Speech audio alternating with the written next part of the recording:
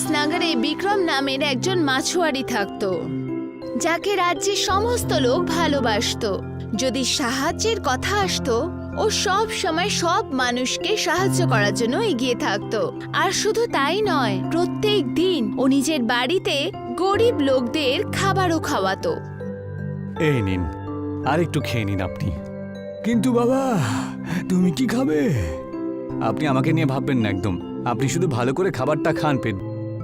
বাবা, তোমাকে অসংখ্য ধন্যবাদ। আমাদের গরিব মানুষদের জন্য তুমি এত কিছু করো। আগে এটা তো আমার কর্তব্য। মানুষের সাহায্য করা প্রতি মানুষের ধর্ম হওয়া উচিত। আমি যদি সুযোগ পাই তাহলে আমি কখনো এই রাজ্যের গরিব লোকেদেরকে না খেয়ে শুতেই দেব না।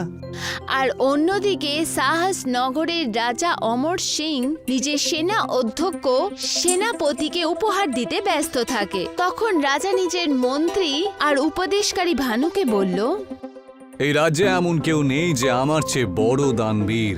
আমি যদি সারা রাজ্য পুরো খুঁজে বেড়াই তাহলেও আমি আমার থেকে বড় দানবীর কাউকে খুঁজে পাবো না। যদি এমন কোনো মানুষকে আমি পেয়ে যাই তাহলে আমি ওকে অর্ধেক রাজ্য দান দেওয়ার জন্য প্রস্তুত। মহারাজ, আমার খারাপ লাগছে, কিন্তু আপনার কথার আমি বিরুদ্ধে যাচ্ছি।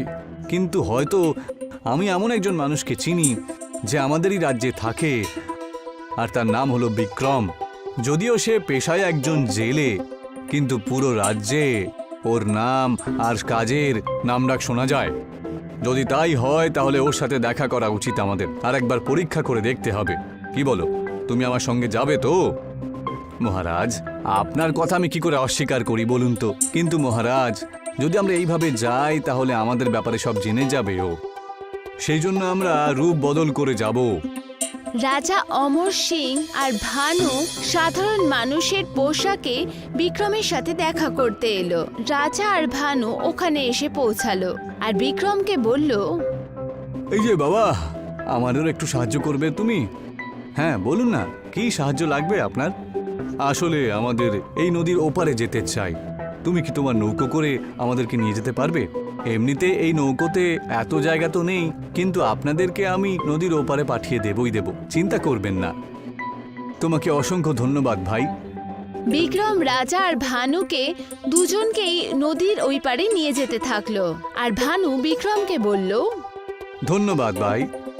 কিছু খাবার পেলে কিন্তু খুব ভালো হতো আমাদের। আপনারা চিন্তা করবেন না, আমার বাড়িতে চলুন না, খাবার ব্যবস্থা আমি করে দিচ্ছি। বিক্রম রাজা আর ভানুকে দুজনকে নিজের ঘরে নিয়ে এলো আর খাবার বানিয়ে ওদের পরিবেশন করলো। বিক্রম, তুমিও আমার সাথে বসে খাবার খাও না। আসলে খাবার শুধু এইটুকুই ছিল আজকে, আমি কালকে খাবার খেয়ে নেব। আপনি শুধু পেট ভরে খাবারটা খান, আমার পেটটা তাতেই ভরে যাবে।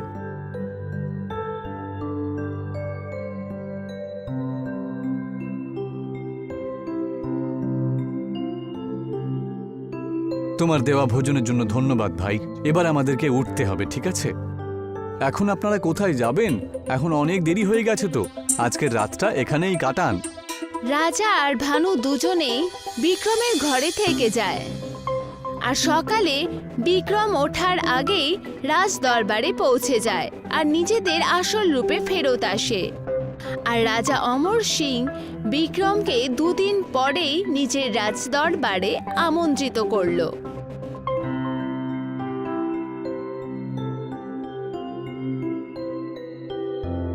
এসো বিক্রম, এসো। স্বাগত তোমাকে এই দরবারে।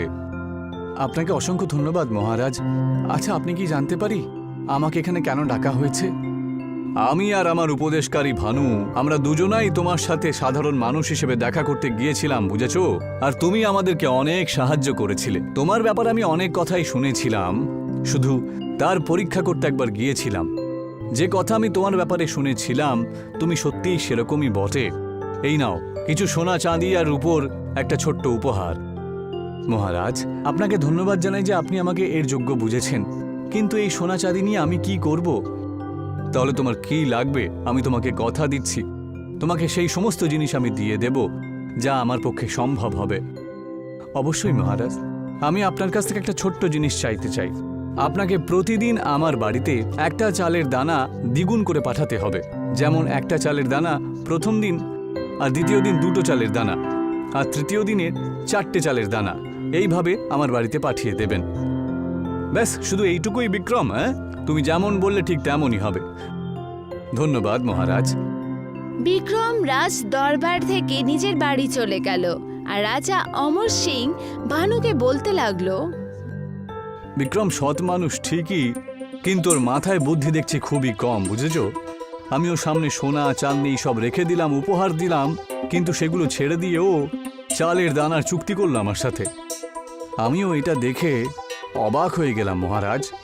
রাজমহলের চালের খাজানা থেকে প্রত্যেক দিন চালের কণা দ্বিগুণ হয়ে বিক্রমের ঘরে যেত। আর দেখতে দেখতেই একটা বস্তা, তারপর দুটো, আর অন্তত পক্ষে 1 মাস পরে চালের খাজানা থেকে অনেকগুলো বস্তা বিক্রমের ঘরে যেতে থাকলো।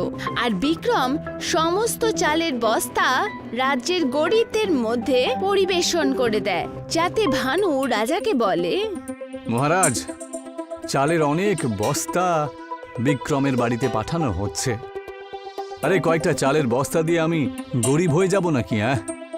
আস্তে আস্তে সমস্ত গ্রামের রাজ্যের মানুষেরা বিক্রমের ঘরে চাল নিতে চলে আসে আর পুরো রাজ্যে বিক্রমের নাম খ্যাত হয়ে উঠল। আর এই কথাটা ভানু গিয়ে রাজা অমর সিংহকে বলে, মহারাজ, পুরো রাজ্যে বেটা বিক্রমের গুণগান করা হচ্ছে, জানেন তো? এমনটা যেন না হয় যে আমাদের অন্নকোষ থেকে চাল নিয়ে নিয়ে ও আমাদেরই চেয়ার না কেড়ে নেয়। এটা শুনে রাজা অমর সিং চিন্তায় পড়ে যায় আর বিক্রমকে নিজের দরবারে ডাকে। আমি জানি তুমি কি করার চেষ্টা করছো বিক্রম। তুমি আমার সিংহাসনের ওপরে বসতে চাইছো, তাই না? সেই জন্য আমার কাছ থেকে চাল নিচ্ছ, তাই তো? আর সমস্ত রাজ্যে বিলি করে দিচ্ছ। যদি তাই হয় মহারাজ, তাহলে চাল পাঠানো আমাকে বন্ধ করে দিন আর তার বদলে অন্য কিছু পাঠিয়ে দিন না। ভানু এইসব কথা শুনে রাজার কাছে গিয়ে যে মহারাজ যদি ওনার এই কথা না শোনেন তো এটা ওনার প্রতিজ্ঞা থেকে বিরত হওয়ার কথা মনে হবে। এটা শুনে রাজা ওর কথা মেনে নেয়।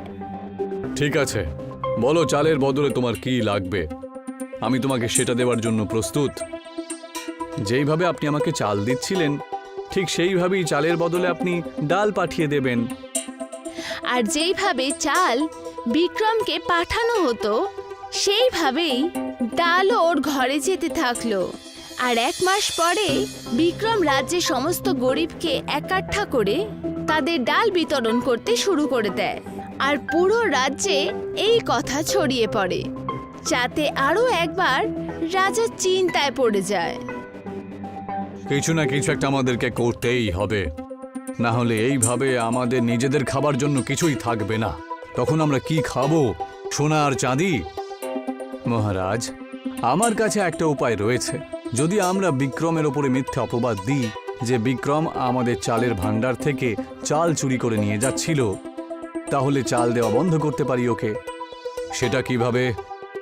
যেমনটা আপনি জানেন যে আমরা ওকে চাল দেওয়া বন্ধ করে দিয়েছি, তাহলে বিক্রমের ওপরে দোষ দিয়ে দেব যে ও চালের ভাণ্ডার থেকে চালের বস্তা চুরি করে নিয়ে গেছে।